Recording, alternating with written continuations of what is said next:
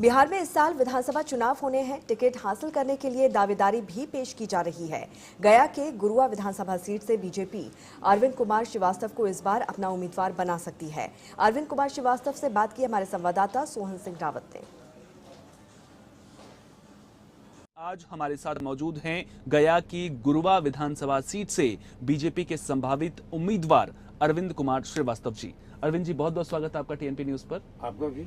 अरविंद जी, सबसे पहले तो मैं आपसे ये जानना चाहूंगा कि गुरुआ विधानसभा की जब बात आती है तो वहां पर विकास कार्यों की स्थिति क्या है, वो कौन से मुद्दे हैं जिनको लेकर के आपको लगता है कि आप ज्यादा काम वहां पर कर सकते हैं? मूलभूत सुविधाओं की बात हो, स्थानीय मुद्दों की बात हो, क्या जनता तक मूलभूत सुविधाएं वहां पर पहुंच रही है? जो आरजेडी के जो हमारे विधायक हैं बने यादव, 5 साल जनता उनको मौका दी, लेकिन वो जनता को जो देना चाहिए था वो दे नहीं पाए। और 5 साल समय गुजर गया, चुनाव का वक्त आ गया और वो अपनी उपलब्धियां गिना रहे हैं, लेकिन उपलब्धियां उन्होंने कुछ किया नहीं है जनता के लिए। जनता में आक्रोश बहुत है और इस बार जनता उन्हें सबक भी सिखाएगी। अच्छा, अगर मैं आपसे पूछूं कि आप क्या करेंगे अगर आपको बीजेपी वहां पर चुनाव लड़ने का मौका देती है? सबसे पहले तो बीजेपी आपको क्यों वहां पर मौका दे, इसके पीछे की वजहें क्या हैं, वो कौन सी काबिलियत आप में है? साथ ही साथ में अगर आप वहां से चुनाव लड़ते हैं, जीतते हैं, तो आपका फोकस किन बातों पर रहेगा? मैं चुनाव जीता नहीं हूँ, लेकिन मैं सोशल वर्क पिछले 20 वर्षों से करते आ रहा हूँ। मैं पिछले 20 सालों में 15,000 लोगों को जीवन बचाने का काम किया हूँ, अपने घर में रख के, अपने खर्चे पे। और आपको जानकारी दे दें कि पटना के पीएमसीएच में एक व्यक्ति पिछले 20 साल से लोगों की सेवा देता, उसकी तनख्वाह मैं देता हूँ। आपने पूछा क्यों आपको पब्लिक वोट देगी? जितने भी सामाजिक कार्यक्रम है वहाँ, चाहे वो धार्मिक हो, सामाजिक हो, हर काम में हमारी भागीदारी है।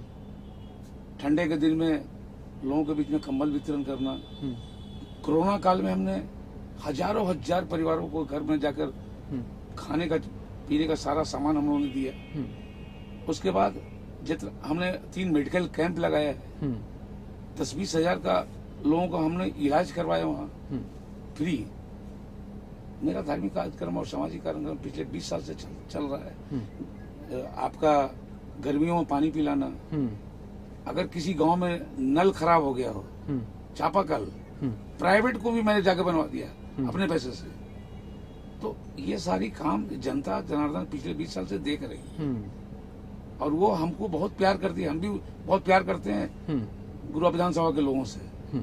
तो इसलिए जनता तो हमारे साथ है। अच्छा, ठीक है, आप कह रहे हैं कि जनता आपके साथ में है। 2020 में भी आपने चुनाव लड़ा था, उस वक्त आप किसी पार्टी से नहीं लड़े थे, आपने निर्दलीय चुनाव वहां पर लड़ा था। उस वक्त का अनुभव आपका कैसा रहा था?